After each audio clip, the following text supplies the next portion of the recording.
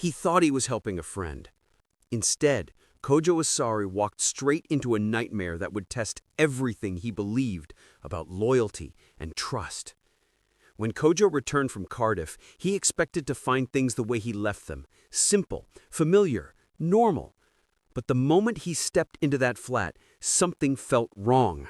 The air was heavy, the silence too thick, and when he finally saw Harry Mitchell, chained, broken, and barely conscious, the truth hit him like a punch to the chest.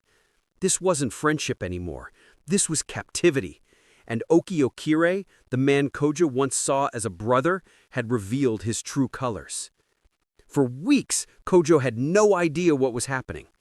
He'd been away, busy with his own life, thinking Harry was just lying low. But the sight before him told a different story. Harry's eyes hollow, his body frail, the smell of neglect and fear filling the room. Okie had been running a dangerous operation out of that flat, a drugs business that had turned their once lively home into a prison, and now Kojo was trapped in it too. He didn't ask for this, he didn't want this, but Okie had a way of making people do what he wanted, and Kojo knew one wrong move could cost them both their lives. Every minute under Okie's watch felt like walking on broken glass. Kojo kept his head down, pretending to follow orders, pretending not to notice the bruises on Harry's skin or the trembling in his voice. But inside, the anger was building. The loyalty that once bound him to Okie was cracking apart. He couldn't understand how someone they trusted had turned into a monster, using Harry like a pawn and treating their friendship as nothing more than leverage. Still, Kojo waited. He watched. He planned. He knew that rushing in could end everything, but waiting too long could do the same.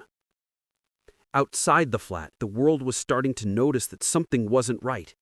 Phil returned to the square, confused by Harry's unexplained absence. George, suspicious, after learning that the garage boss never approved Harry's time off, started asking questions. And then there was Teddy, Harry's father, who hadn't heard from his son in far too long. A father's instinct told him something was terribly wrong.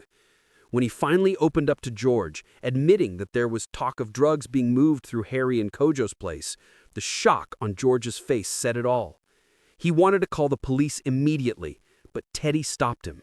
He knew what the police would see. Two young men tangled in something far darker than they could explain, and as much as he wanted to save his son, he couldn't risk Kojo being taken down with him. Back inside, the pressure was unbearable. Kojo's mind raced with one thought: he had to get Harry out. Late one night, while Okie was distracted, Kojo's chance finally came. He noticed the key lying on the table, carelessly left behind, gleaming under the dull light. His hands shook as he picked it up. Every creak of the floorboards sounded like thunder. Every second stretched longer than the last. He crouched beside Harry, whispering his name. Harry's eyes flickered open, weak but hopeful, as Kojo turned the key and the lock clicked open. For the first time in weeks, Harry's wrists were free. But freedom didn't come easy. When Kojo tried to lift him, Harry's body gave out. His legs refused to move. The weeks of pain, starvation, and fear had drained every ounce of strength he had. Kojo froze. He couldn't carry Harry, not without making noise, not without Okie hearing. Panic clawed at his chest. Harry looked at him, voice barely a whisper, telling him to go, to run while he still could. "Save yourself," he said. The words tore through Kojo like a blade. Leave his best friend behind? After everything? The idea was unbearable. But every second they wasted meant Okie was one step closer to returning. The hallway light flickered. Somewhere in the distance, a door slammed. Time was running out.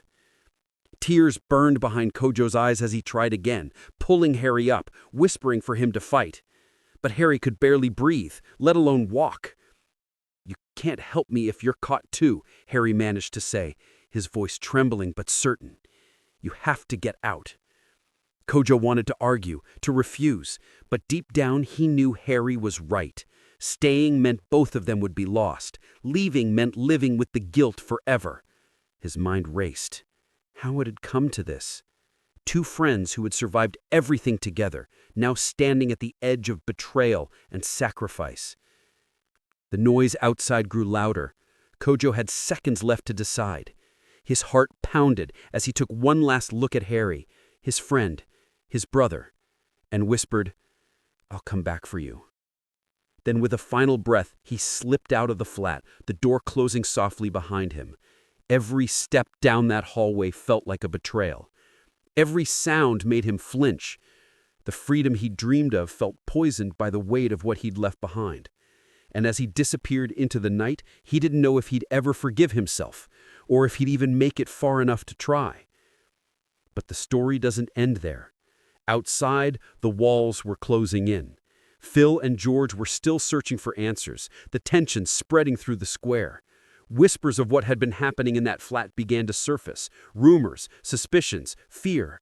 People started connecting the dots, but nobody knew the full truth. And somewhere in the darkness, Okie was already on his way back, unaware that his operation had just started to unravel. What he'd find when he opened that door would change everything. Kojo's escape was only the beginning. What comes next, the fallout, the revenge, the desperate search to save Harry, could turn into one of the most explosive confrontations the square has ever seen. Because once you see someone's true colors, there's no going back. And for Kojo Asare, the price of loyalty might be everything he has left. Because sometimes saving yourself means losing everything else.